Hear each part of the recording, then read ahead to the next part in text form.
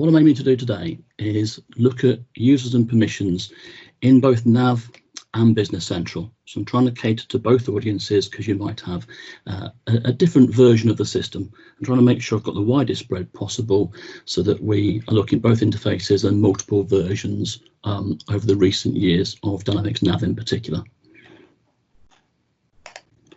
As I said, my name's George. I've been with TechMan for nearly 5 years now, and I focus on training within the company. So hopefully you can all hear me. Hopefully you can see the screen clearly. We're on for a 30-minute session, and then there should be a bit of time for Q&A at the end. So the aim is to, this is quite a detailed topic. I can do a day on this quite easily. But the idea is that I give you sort of a roadmap. So we're looking at particular features in the system. We're looking at how you can then use those to review your current situation, because the real world hits your system quite quickly after go live, and things don't always either go to plan or stay to the way they're originally designed. So we're going to look at what elements are in the system to help you to review your current position, and then move forward into you thinking about what your level of involvement is that you need to maintain these kind of systems, because whether you're going from everyone being a super user, not a great idea, to a more bespoke, tailored approach, you need to plan for that moving forward. We're going to look at the tools then that will help you create that structure, and if you're already in a situation of right, we've reviewed things, we now want to see how we can kind of claw back some control, then we'll end up evolving a plan in section 6 for how you can move forwards. So to begin, the key elements we're going to be looking at within your systems: users, user groups, permission sets, and plans and licenses. And what I've tried to do is pull out some screenshots of all the systems, and it might be I'll dip in here and there to a live system, but I'm trying to make sure that rather than make you go dizzy, I'm going to present a couple of static screenshots, talk about them as we go through in each flavor. So each time I'll start with NAV, as we see here, or the desktop client, the role tailor client, and then we'll look at the web client immediately afterwards. So one of your key pages for controlling and creating these users is the users list page. This tends to be underused in terms of your ability to review what's actually happening. But if we look on here, we've highlighted the user called TR01. And on the right hand side in the fact boxes, we can see the user groups they're members of and the permission sets that they're being granted, either through that user group or directly onto the user. Now, straight away, this is a key distinction, because best practices, if you're working in a sort of Windows Active Directory environment, people tend to be quite used to having a shared network folder and granting permissions to that folder through groups. It's a very efficient way of working. If you do use the user groups to allocate the user permissions, it makes your life much simpler when people join and leave the business, and to keep control over who can do what. So if we're talking about separation of duty, if we're talking about moving towards audit and reportability in terms of who can see what within our system, if you've gone for the approach of put people into groups and let them inherit the permissions from that group, your life suddenly becomes much simpler and much more easy to record. That's the users list page, and following from that, we've got the equivalent over in Business Central in the web client. So the exact same structure. We've got a list of all the users on the right hand side. We've got the fact boxes with the permission sets and the users. Now, when we look at this, because it's the same across both systems, the user group themselves, as you see here, is tied to a particular company. Now that's quite good practice. If you've got multiple companies, you might want the permissions that are granted to be different for a user in different companies. So in company A, I can do certain things, but company B, I can do perhaps slightly different functions, and I don't see company C at all. If you don't have that company delimiter filled in there, if you leave it blank, they'll inherit the permissions across every single company in your system.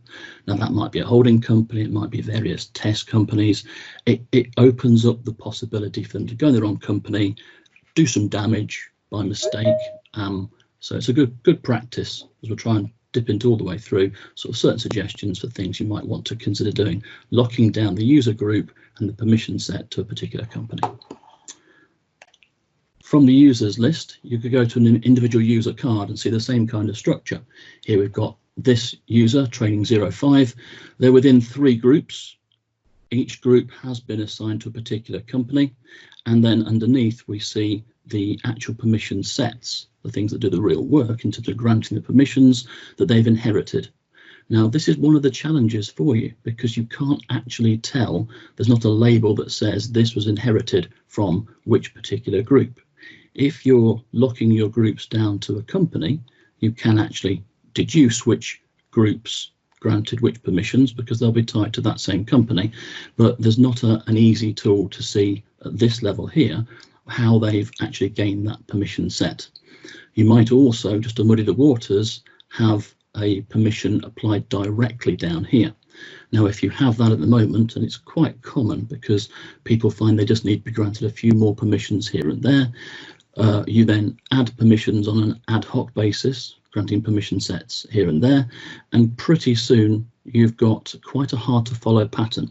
Hard to actually report, hard to classify across a team, and certainly hard to handle when a new user starts and you want to just give them the right set of permissions. So we're going to look at other techniques that you can use to avoid adding the permission sets directly onto the user card here down at the bottom. Best practice, pop them into the user groups. And if they wear 2 hats in your business, put them into 2 groups. Same kind of thing for those that are using the web client.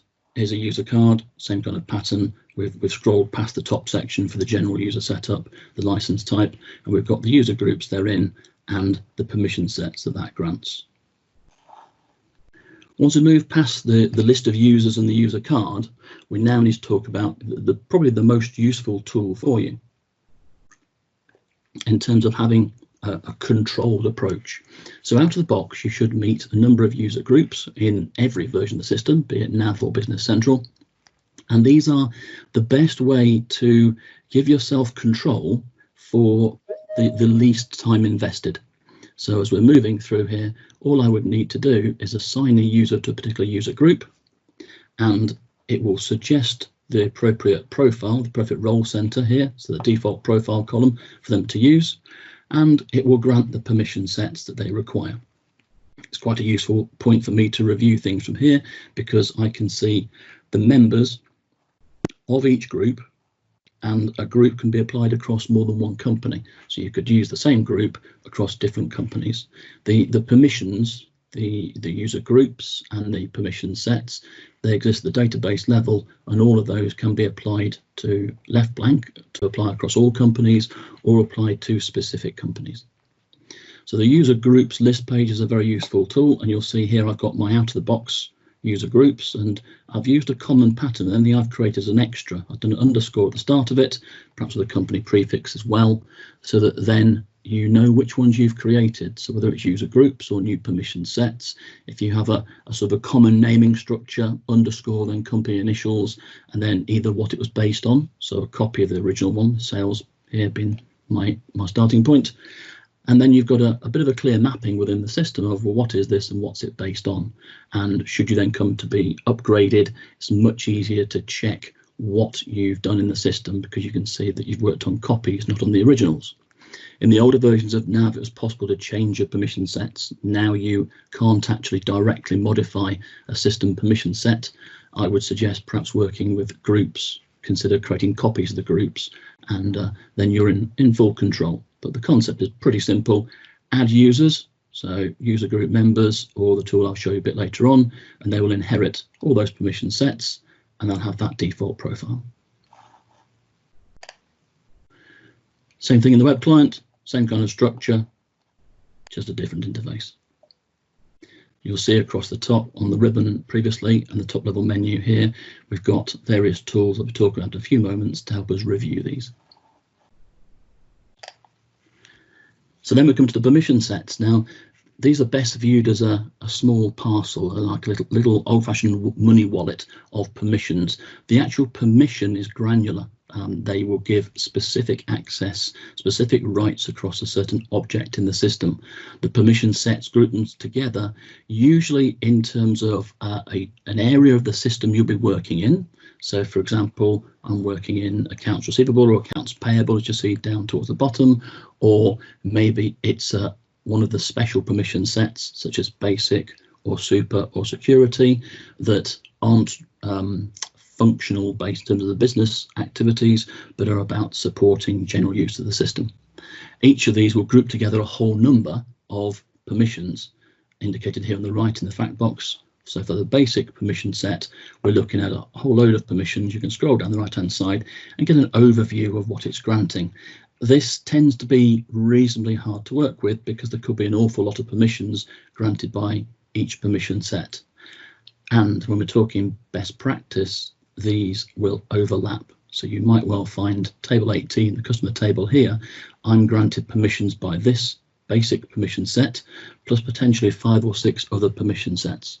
So one of the challenges that many of you have probably come across is working out why someone can still do something when you thought you'd taken away their permissions. And the answer is usually there's overlapping of these permission sets and that another permission set is granting permissions on that table.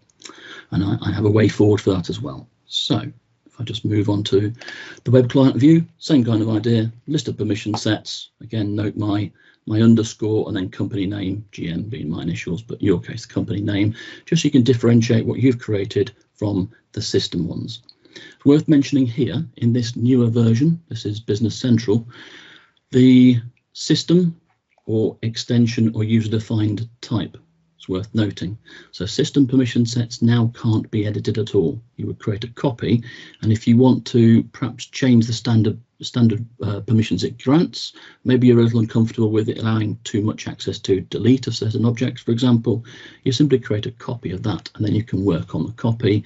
Hence you see this is my sales and receivables customer edit copy based on one of the original ones further off the screen, and I copy the system one and create a user defined permission set.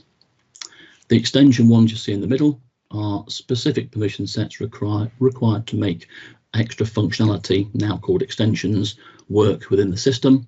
If you're looking in NAV, on the later versions, you'll have a similar pattern.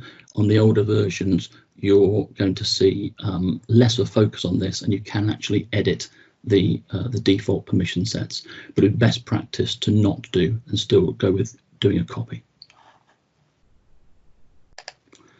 So that's the permission sets. When we get down to it, what do? Well, this is the permissions. Now these are granular. The certain key ideas here, you're being granted table level permissions. There is no out of the box field level security in either Navision, NAV or Business Central, any versions. You're being granted permissions on the object as a whole, not a particular field. So you see here I'm being granted permissions on table 23, the vendor table, and that's going to let me read every object. It's going to let me insert and modify indirectly, I'll talk about them in a moment, every object on that table. There's no element of allowing me to say, well, it's okay, they can read and they can modify certain fields, but I don't want them to modify, I don't know, the default bank account for that supplier, for example, or the VAT posting setup. There are a number of key business things you would probably want them to be limited, but actually out of the box, these permissions are table level. So if you're granting me modify permission on the customer table or vendor table, I can modify any field. And that's where, when I come to the sort of the final tools, there are other things that you can build into the equation beyond permissions that give you the equivalent of that field level control. But we're talking about table level permissions on objects in the system. Most of the time you'll be looking at table data. There are other object types in the system. So there's tables and there's reports and there's code units. Essentially, most of your control is done through the table data because you need that data to make the object actually function for you. Across the top, you see the read, insert, modify, delete, execute, and then security. Execute sounds a bit brutal, just lets you run it basically. But what we're talking about when we look at the table data is, can I read it? Can I insert, modify, or delete that data? The default is blank, no permission. So the default is deny. You grant yes, and then I can do it myself directly. Where you see indirect, the system can do it on my behalf. Now this is the basic permission set, the introductory one that lets you sort of go in and take a look around essentially. What you'll see is indirect being used to update things you wouldn't want the user to manually mess about with. So entries in the GL accounts, entries in the custom ledger entry, that kind of stuff, where I press a button that says post and the system on my behalf then updates various ledger entries and so forth that you wouldn't want me messing with manually. So indirect is a very useful function. I just move on, same view in the web client in Business Central, same kind of idea.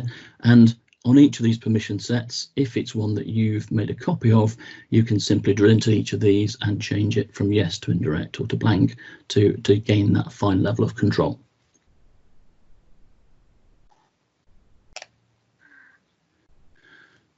At the newer end of the product, so Business Central only really, what you've got is plans also being discussed now. A plan is basically a subscription plan. It's tied heavily into your license. So the license that you're being granted, probably for the SaaS versions, this is most relevant. If you're granted a certain license, that license, when the user is added to the system, means they are on a particular plan. As you can see here, a particular plan then is tied to certain user groups. And as you've already seen, the user group then will deliver a default role center and certain permission sets. So it's setting on a certain pathway. You can modify it afterwards, but it does mean that if you are in the SaaS environment particularly, so Business Central in the cloud version, I create a new user with a particular type of license, i.e. the premium or a team member, is going to default to a certain user group and a certain way of setting up that user that I would then need to steer to meet my company specifics. Not relevant and not a feature in NAV than the older versions. Same kind of view in the web client of Business Central, so various lists of plans and the user groups. And as you might notice, if you've got users in a particular plan, it'll list them as you go through. So there are quite a few sort of informal review tools that will give you that overview of who can do what, and it's this kind of stuff that will help with that. So speaking of that review tools, how do you regain control? How do you find out what's going on? Because it's quite common. You start off with best intentions, you've got people in groups, but then the real world hits and either you start adding permission sets onto the actual user card and you've lost track of who's been given what extras, or even worse, users are getting errors and you haven't got time to fix it. So you grant the super permission set, which will let them do anything to anything, which is really dangerous. And you say, well, it's okay, we'll take it off them tomorrow. But the problem is tomorrow doesn't tend to come. And before you know it, you've got a far larger group of people that have the super permission set than are qualified to have and then should have, which not only can cause you problems as business operation, so they can get to too much data for your business, they can delete too much data. It's also probably a GDPR concern as well, because they can go and see data they should not be able to. So these following tools will let you review that. So there are some very nice matrices: permission set by user, permission set by user group, users by user group, that let me get a really nice matrix view of who can do what. And then to account for the overlapping nature of permission sets, there's a new tool called Effective Permissions, which is fabulous because it lets me see down to the permission set level, what can the user do, what's the net result, and which permission sets gave them that effect. So let's take a look at these. Here's how we find them within the NAV interface, the Rolltailor client. If you're on the users list page, you'll be wanting to look for particularly permission set by user, permission set by user group. There is also effective permissions up on the ribbon there. If you're on the user groups list page, you'll see you've got the matrices available, user by user group and permission set by user group. And thirdly, if you're on the permission sets page, you've got all three available to you up at the top. Same kind of pattern if you're in the web client, just not a ribbon, but drop down menus. So on the users list page, on the process menu, I've got the permission set by user and permission set by user group. Second image, if I've got the list of user groups, the user group list page, sorry, I've got users by user group and permission set by user group up on that actions bar, that main menu at the top. And then finally here on the permission sets image that you see there, we've got under them, you click the three dots to see the more options, and you've got permission set by user, permission set by user group, and users by user group. But what do they do? Well, what they do is really nice, because in each case, they then give me this kind of overview. Now, I'm aware the little squares are probably a little bit tricky to see on your screen. I've highlighted the line that says super, because here, for a particular company, in this case BC140 Training Template 02, I am looking to see what permission sets have been assigned to which users in this particular company. So it will be company specific, unless you've gone for not applying a company across the permission sets, in which case it'll be across all of them. But here we're seeing that super has been granted to George and probably about 5 other colleagues as we go across the top. Now, the limitation, these matrices are really good. They can scroll up and down, as you see from the scroll bar on the right-hand side. They can't scroll left to right. They can only display a set number of columns, around 10 or so by the look of it. So you've got an arrow at the top to move your columns right, or all columns right, to display the next set of 10 columns in the matrix. But what you can also then do is export this to Excel, and you've got then a record to show auditors, whoever might be interested, that exactly who has been granted what permissions in the system. So it's a very useful overview matrix. They're all the same kind of style. So that's permission sets by user. We have the same kind of thing. The web client doing exactly the same job. It's got a fact box on the nice that gives you the actual permissions there being given. You see when it's super, it's the object to 0, as in all objects. They can do anything they like to anything in the system. Worrying. So all these people have that rather worrying permission set. What do the other tools look like? Well, if you look at the permission set by user group, so rather than by user, it's by user group. Same kind of thing though. Here's the permission sets that exist within the system, and here there are user groups, and the ticks indicate they've been granted that. Same kind of idea in the web client. What permission sets have been applied to which user group? Notice here there's no company distinction. You then apply the user group to the company.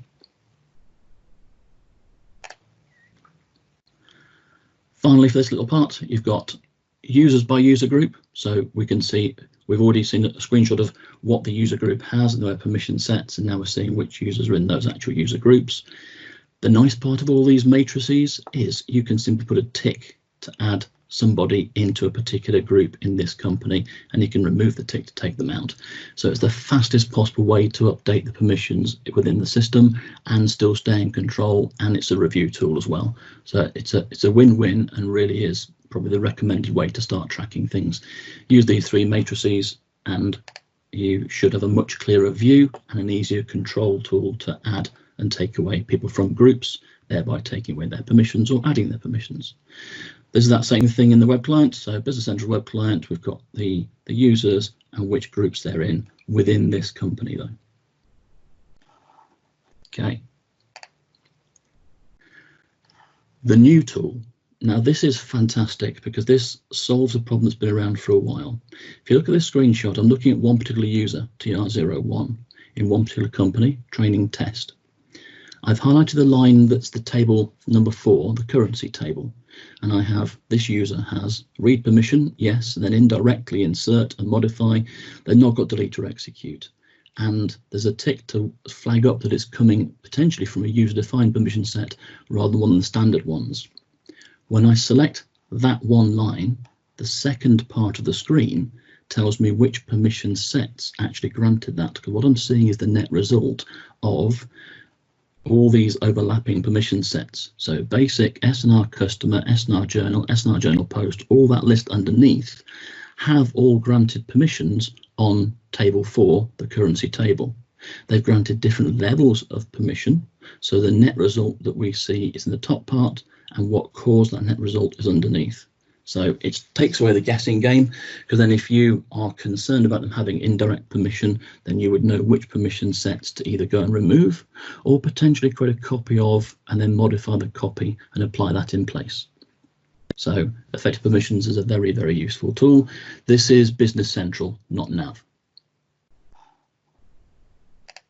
Same kind of thing in the web client, different interface, but same story. For the lines selected for the particular user in particular company.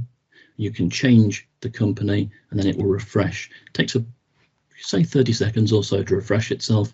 We're doing quite a few calculations, but then for each line I select, it'll tell me how I got to that net result at the top. So which permission sets are actually responsible for giving them the particular permissions. Very useful new tool, and one of the best things I think that's come in the system in terms of giving a system administrator the effective means to work out who's doing what and why. Without that, it's a bit of a guessing game in terms of you end up having to actually know what detail is in the permission sets to know which to take away or start modifying.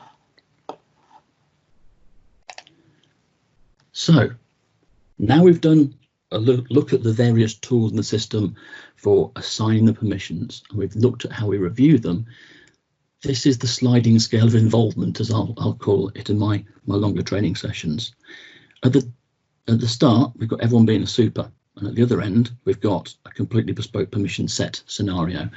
And your comfort point will be somewhere in between. So I'm not saying one or the other is right for any one business. I will say that everyone's super is a bad idea, because you'll fall into problems at some point and people will delete things they shouldn't, and it will be a breach of GDPR. But the further down the bespoke route you go, the more maintenance, the more input, the more testing will be required to put things in place. So possibly the best midpoint, because we don't want everyone to be super. You don't want too many super users that really don't know what they're doing, so they shouldn't have the super permission set at all. If you go for the manual application, so the permission sets applied manually, whilst it will work, it's really messy to follow on from, especially if you've ever joined a business that's had that done by your predecessor and you're trying to work out why people can do what or what the set of permissions should be for a certain team. That's a nightmare to follow on and a nightmare to report to an auditor or other interested party. Where it becomes the recommended practice in a sensible midpoint is users placed in standard user groups, delivering standard permission sets. That's a pretty good balance, because they can't go and do just anything. They are being controlled. They can't have free reign. They're being locked down to probably the sensible areas of the business, and the standard permission sets will give them enough to let them do their job. The odds are they wouldn't encounter many permission errors. Now, there's a handout to mention right at the end. If you have got permission errors, there's a handout that can be used to share with your end users to try and help them calm down and not panic so much when they get those permission errors, and help them work with you on how you fix them. So I'd say that midpoint's a good starting point. If you require a little bit more control than the standard groups and standard permission sets, you could then perhaps create your own user groups, but still delivering most of the standard permission sets, but just pick on one or two where you're not quite comfortable. It's usually things like where it lets you delete customers and delete vendors. You can make a copy of a standard permission set, as I will show you, and then just put that in place in the group rather than the standard permission set. So you've just taken away one or two elements that you weren't comfortable with. As you go further, for certain jobs within the company, it might be required them to be a bit further locked down. So you could go to the last two dots, you could create a user group with just one combined permission set. Now that's quite a handy tool for a couple of reasons. It lets you, in the older versions, do away with needing effective permissions. If it's just one permission set granting their permissions, you can tell where the permission's coming from. It's easy for you to manage going forward. And if you want them to be completely locked down, then you can create a bespoke permission set manually, which is really slow, or using the recorder tool, which I'll be talking about. So those tools, we can copy permission sets, we can include, exclude others, we can record permissions, we can use a security filter, and we can use approvals to take it further. I won't show those in today's session, but they will give you field level control if used carefully, so you can put them on top of permissions, and then they are the top level of the hierarchy. So what do we have? Well, within the system, in the NAV or role tailor client, on the top screenshot, I'm showing you making a copy of permission sets. So if you're uncomfortable with something the permission set grants, click copy permission set. On the newer versions, it offers you the little tick box there, notify on change permission set. It will keep track of if there has been an update to that permission set as an upgrade of your system, and it will warn you if what you based it on has now changed, to then basically trigger you going and recreating that copy or maybe modifying it.